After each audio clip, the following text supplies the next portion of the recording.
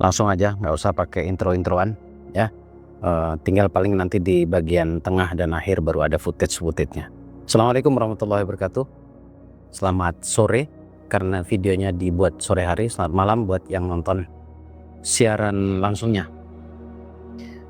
Tiba-tiba saya terfikirkan satu pertanyaan. Ini udah dari dulu sih, tapi saya juga nggak tahu nih apakah ini masih layak untuk dipertanyakan. Pertanyaannya adalah, kenapa sih kok kesannya doa itu ribet? Kesannya berdoa agar doa kita diijabah itu kok kayaknya sulit banget. Ada nggak solusinya dari itu? Saya mau tarik dari pengalaman hidup saya ya. Selamat datang di channel Gus Baraja. Saya kalau ditanya tentang ibadah, saya tidak merasa ibadah saya baik sih sebenarnya. Tapi kalau saya tarik mundur dari pengalaman, saya beribadah layaknya kebanyakan orang. Tapi jujur doa tidak terkabul kala itu. Dan bahkan doa-doa saya yang menurut saya penting banget waktu itu justru dikabulkan ketika sudah puluhan tahun. Katakanlah baru sekarang ini atau 5 tahun terakhir ini ya. Nah, kenapa begitu kan gitu? Ada nggak yang mengalami seperti yang saya alami? Atau yang sudah enak hidupnya tapi dulu susah? Mungkin bagi Anda ini bukan sesuatu yang penting. Tapi ketika saya sampaikan, jujur ini menjadi sesuatu yang penting karena ini berhubungan dengan pola. Ketika kita sudah tahu polanya, pola doa diijabah oleh Allah, maka kita pun bisa mengulanginya. Walaupun jujur, setiap orang itu polanya berbeda ya. Setiap orang itu bisa jadi polanya berbeda. Nah, balik lagi pada pertanyaan tadi. Kalau memang doa itu diijabah karena ibadah kita, saya rasa semua penonton saya ibadah juga dilakukan. Tapi ada nggak sih yang sampai hari ini belum terkabul doanya yang menstandarkan dengan ibadah ma'dhah tadi, ibadah zahiriyahnya? Kalau ada, mungkin Anda merasakan hal yang sama seperti yang saya rasakan dulu ya. Sampai pada tahun 10 tahun terakhir ini, sepertinya saya menemukan jawaban ya. Karena saya mulai hijrah gitu ya. Mulai hijrah dari kampung halaman saya.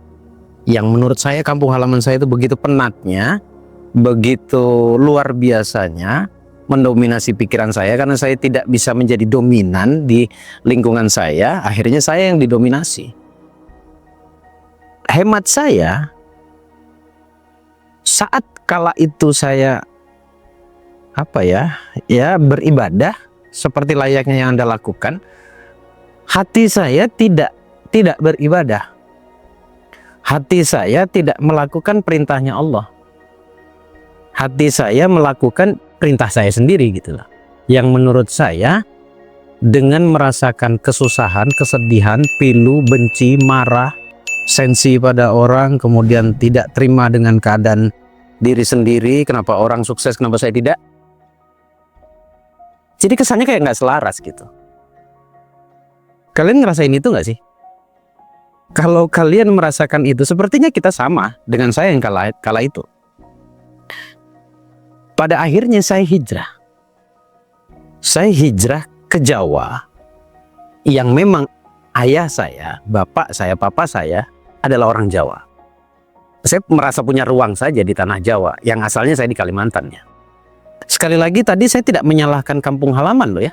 Saya tidak menyalahkan di mana saya dilahirkan. Tidak. Sayanya yang harus bisa memposisikan diri, dan kala itu saya nggak bisa memposisikan diri. Singkat cerita, hijrah. Ketika hijrah, yang paling berbeda awalnya adalah dengan siapa saya kumpul. Karena alasan saya hijrah adalah karena saya didominasi oleh pemikiran-pemikiran yang menurut circle saya kala itu, menurut orang-orang yang ada di kampung halaman saya adalah pemikiran-pemikiran yang dalam tanda kutip lebih ke arah negatif. Pembedanya di situ ya. Jadi ketika saya hijrah, satu daerah dengan daerah yang saya tempati sekarang berbeda pola pikirnya. Yang pada akhirnya itu bisa merubah saya. Dan juga ada beberapa hal yang saya ambil tindakan di situ, di mana ketika saya berkumpul dengan orang-orang yang tutur katanya lembut. Anda tahu ya, Jawa itu seperti apa, tutur katanya lembut, welcome, menerima, saling menasehati. Walaupun sebenarnya di kampung saya juga seperti itu, tapi berbeda gitu loh, berbeda. Nah, dari situ akhirnya saya terpengaruh menjadi orang yang sedikit lebih lembut daripada sebelumnya, sedikit lebih teredukasi daripada sebelumnya. Singkat cerita, karena saya waktu itu diajak oleh om saya, akhirnya saya berkumpul dengan orang-orang yang beda cara berpikirnya. Berkumpul dengan orang-orang yang mengajak kita untuk bisa bertumbuh berkembang. Saya nggak bilang sukses, karena tidak semuanya kala itu sukses. Mengajak bertumbuh dan berkembang. Akhirnya banyak inputan pemikiran di pikiran saya. Nanti teman-teman bisa ambil garis bawahnya ya. Bisa ambil poin pentingnya yang bisa digaris bawahi maksudnya. Nah, kemudian saya memutuskan untuk belajar namanya hipnosis. Untuk menghidupkan kembali, menggali sesuatu yang saya tidak tahu di dalam diri saya. Dari hipnosis gitu saya mulai bertumbuh berkembang juga. Tapi dari situ saya pulang lagi ke Kalimantan. Tapi beda, saya bisa menguasai diri saya. Saya menjadi bisnismen di sana. Saya jadi pengusaha kecil-kecilan, pengusaha kopi, saya buka warung kopi. Dari situ saya menyibukkan diri dalam aktivitas saya yang saya tidak mudah untuk dipengaruhi oleh eksternal. Sekali lagi, poin pentingnya nanti ada di bagian akhir. Lanjut ceritanya. Kemudian karena sebuah kejadian saya dipaksa lagi untuk datang lagi ke Jawa. Saya tadi di pertengahan tadi sampaikan bahwa saya ikut pembelajaran hipnosis, itu yang saya gali. Sampai pada akhirnya banyak merenung. Kemudian kebetulan di Jawa itu kan banyak tempat untuk relax ya.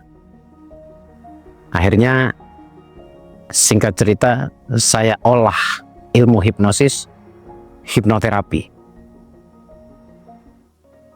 Setelah saya olah, saya seperti mendapatkan satu hal yang saya sebutnya adalah transisi spiritual, transisi rasa, transisi jiwa. Sampai pada akhirnya saya bisa sekali lagi ini anugerah dari Allah. Saya bisa membaca rule hidup saya. Kenapa saya begini? Karena saya begini. Kenapa saya begini? Karena saya begini. Akhirnya saya coba membaca kehidupan orang. Tapi setelah dia cerita loh ya. Atau kalau dia tidak cerita, saya ngerti perjalanan hidupnya. Saya pun mengetahui sebabnya mengapa dia seperti itu. Akhirnya saya banyak bicara tentang ilmu ini. Sampai sekarang. Sampai sekarang saya banyak berbicara tentang ini. Kenapa saya masih bicara tentang hal ini yang sebenarnya nggak ada yang beda dengan apa yang saya sampaikan dulu? Karena menurut saya semua alur hidup manusia itu ya begini. Lantas apa hubungannya dengan ibadah zahir yang saya jelaskan di awal, yang mungkin kesannya yang nontonnya hanya di awal saja, kesannya saya menyalahkan ibadah zahir. Sebenarnya nggak nyalahin. Saya ingin memperjelas di sini buat Anda yang merasa sudah ibadahnya panjang kali lebar, kali tinggi, kali luas, jadilah sebuah bangunan yang besar tapi tidak ada kekuatan di dalamnya. Bisa dipahami ya analoginya seperti itu. Nah, poinnya di mana nih? Saya sampai hari ini tetap beribadah seperti yang saya lakukan dulunya, sama seperti yang saya lakukan seperti dulu. Nah, ternyata di Jawa saya menemukan cara untuk bisa tenang, untuk membaca diri saya. Kalau di tempat saya asal saya membaca eksternal. Kalau di sini saya membaca diri saya. Karena saya punya prinsip yang harus saya baca adalah diri saya. Yang harus saya perbaiki adalah diri saya sampai saya punya inisiatif apa yang harus saya perbaiki dalam hidup saya.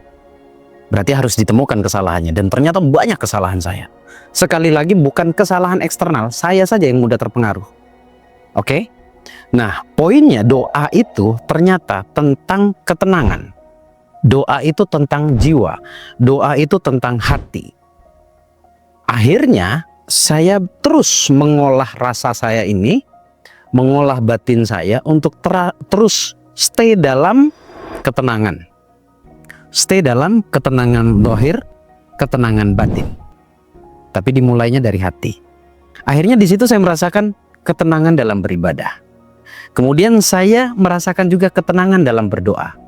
Sampai saya believe, saya yakin bahwa doa saya itu dikabulkan ketika saya berdoa di saat hati saya tenang.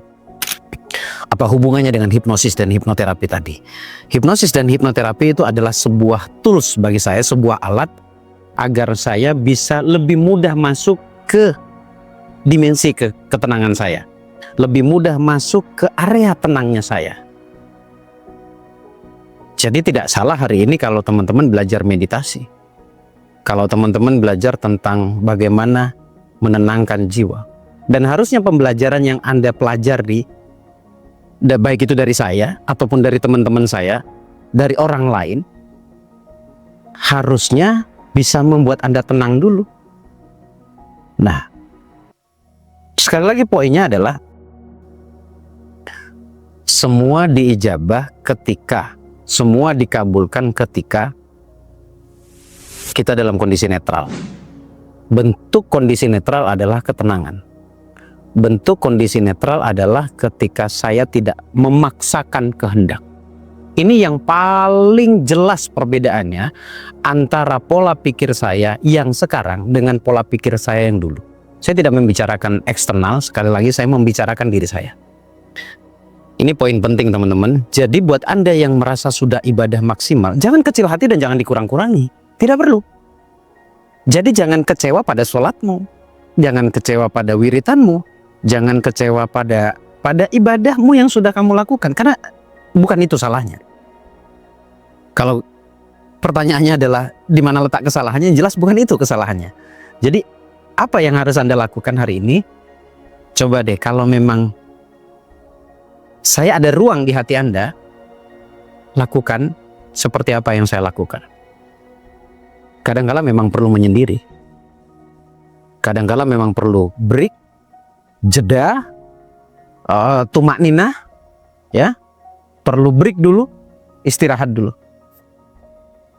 Itulah kenapa ketika saya capek capek beraktivitas di luar, saya pulang, karena bagi saya rumah saya adalah obat ketenangan bagi saya. Jadi kondisi tenang seperti ini, sudah mau maghrib, saya selalu memanfaatkan ini dalam doa. Ketika saya bicara seperti ini pun, saya ada doa dalam hati saya. Doa saya apa? Agar semua apa yang saya sampaikan masuk ke dalam hati Anda. Terima kasih teman-teman. Singkat saja. Ya, intinya semoga Anda bisa lebih baik daripada saya. Thank you. Terima kasih. Jangan lupa tanggal 25 nongkrong yuk kopdar bersama saya di Kopi Sontoloyo. Sekali lagi tanggal 25 hari Minggu. Kita obati hati Anda di kopdar dengan tema mental healing. Silakan segera klik link WA yang ada di deskripsi, nanti Anda akan dibantu oleh adminnya kita. Makasih. Assalamualaikum warahmatullahi wabarakatuh.